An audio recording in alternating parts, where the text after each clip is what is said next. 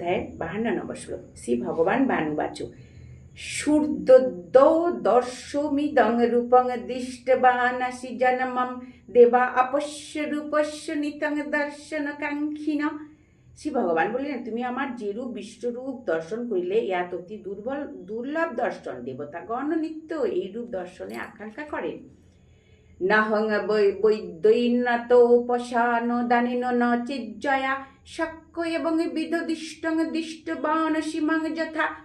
বলছে, তুমি আমার এই রূপ দর্শন করিলে ইহা বেদধায়ন তপস্যা দান অথবা যজ্ঞের দ্বারাও দেখিতে পাওয়া যায়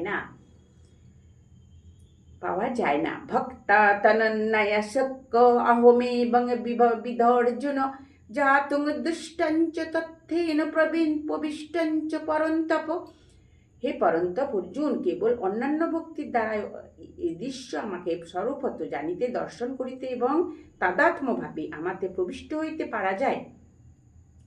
মৎকর্ম কিন্মত পরম মদ ভক্ত সঙ্গ বর্জিত নির্বৈরৈ সর্বভূতেষু যশ মামতি পাণ্ডব।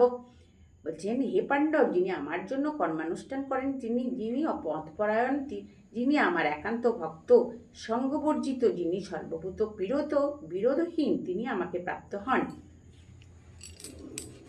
হরে কৃষ্ণ।